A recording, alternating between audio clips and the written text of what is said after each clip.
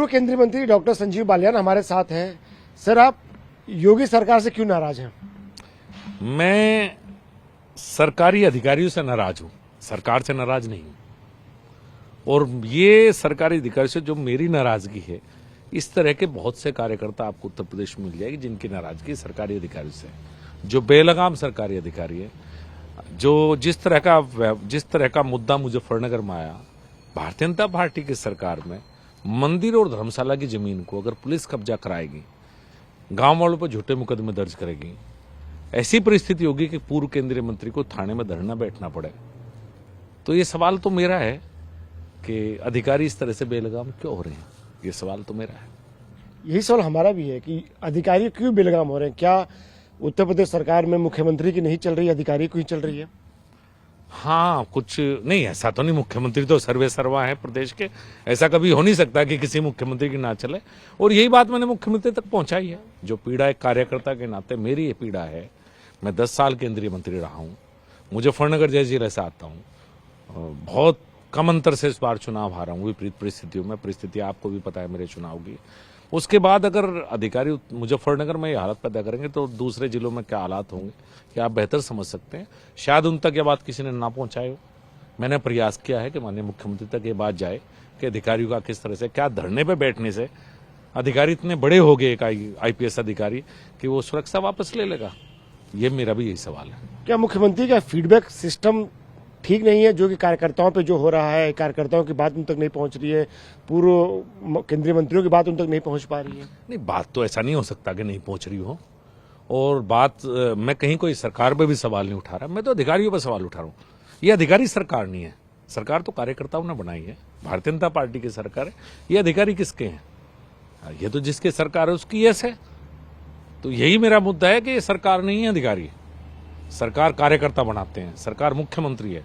अब बात मुख्यमंत्री तक गई है, निर्णय मुख्यमंत्री को लेना है कि क्या ये अधिकारी इसी तरह का व्यवहार करेंगे जनप्रतिनिधियों के साथ या बदलाव होगा। ये मुख्यमंत्री को निर्णय लेना है। आपने जो मुद्दा उठाया, आपने गांव वालों की बात रखी, लेकिन आप ही को सजा मिली, आपका सिक्योरिटी विड्रॉ कर लिया गया। हाँ, यही तो है बात। सुरक्षा की है ही नहीं, बात अपमानित करने की है। जिस तरह का अपमान अधिकारी कर रहे हैं, बात यह है। और ये पीड़ा बहुत से जनप्रतिनिधियों की, अगर आप पूछेंगे, बहुत से जनप्रतिनिधियों की इतनी हैसियत, इतनी औकात एक IPS अधिकारी को आप देंगे, अधिकारी फोन नहीं उठाते जनप्रतिनिधियों के, तो कम से कम ये कहीं तो बात आनी चाहिए किसी फोरम पे कि नहीं, अधिकारी से बड़े जनप्रतिनिधि है, जनता ने उनको चुना है, सरकार चलाने का काम जनप्रतिनिधियों का है और सरकार अधिकारी चलाएंगे नहीं। ये पूरा डिस्टिलरी का विवाद है क्या? 1970 में डिस्टिलरी के कर्मचारियों के द्वारा कुछ पैसे इकट्ठे करके एक जमीन खरीदी गई, मंदिर और धर्मशाला निर्माण के लिए जमीन खरीदी गई, रजिस्ट्री में लिखा हुआ है। साठगांठ की गई 2003-4 में। SDM ने वो जमीन डिस्टिलरी के नाम चढ़ा दी, गांव वालों को कुछ नहीं पता। उसी जमीन में सचिवालय बना हुआ है, उस जमीन में पानी की टंकी बनी हुई है। अब जमीन की कीमतें बढ़ी तो पुलिस से सहयोग लेके वहां कब्जा कर लिएगा। जो मूर्ति थी वो चोरी कर ली गई वहां से और उस पर दीवार कर ली गई।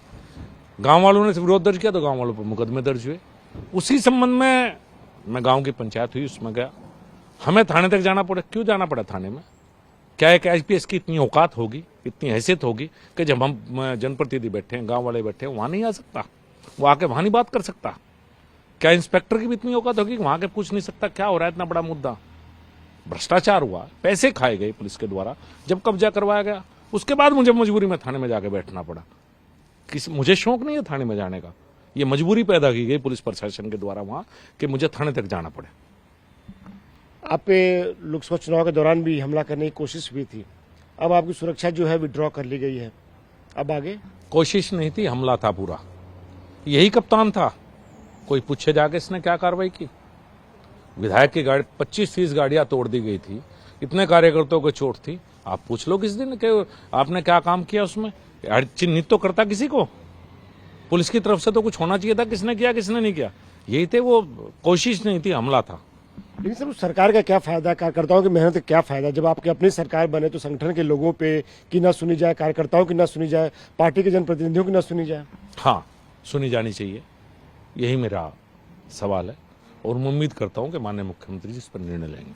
क्या अधिकारी बेलगाम हो सकते हैं अगर ऊपर से सह ना हो तो? अब ये तो पता नहीं, अब मुझे नहीं पता, क्योंकि मुझे नहीं पता कि जिस तरह का व्यवहार हुआ है, सुरक्षा वापस तो एक मुद्दा छोटा सा है, जिस तरह का व्यवहार उनके द्वारा किया है वो किसी के संरक्षण में नहीं, ये मैं नहीं जानता। आपने मुख्यमंत्री को खत लिखा है, आपको लगता है कि न्याय होगा इस मामले में? निश्चित रूप से मुख्यमंत्री के संज्ञान में कोई बात की है तो कम से कम बात तो आएगी, कहीं ना कहीं कार्यकर्ताओं तक तो पहुंचेगी, जनता तक तो पहुंचेगी। कल उनके काम से आएंगे जनता, हम क्या जवाब देंगे उन्हें?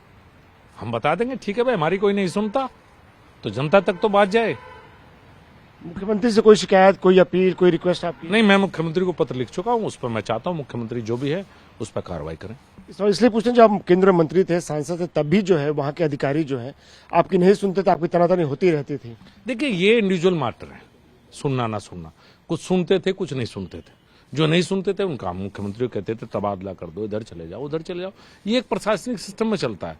लेकिन जिस तरह से अब बेलगाम हुए हैं वो तो अलग ही बात है। बस आप बीजेपी कार्यकर्ताओं का दर्द बता रहे हैं। बिल्कुल, मैंने लिखा भी है, ये मेरा नहीं है, ये मेरा पूर्व केंद्रीय मंत्री के नाते, कार्यकर्ता के नाते दर्द है। सिर्फ आप ही की कॉन्स्टिट्यूंसी में है कि पूरे यूपी में ये हालत है, कार्यकर्ताओं का यही दर्द है? भाई मुझे तो लगता है कि बहुत जगह है। धन्यवाद। शुक्रिया हमसे बात करने के। कमसार शोक के साथ आनंद प्रकाश पांडे, टीवी 9 भारतवर्ष।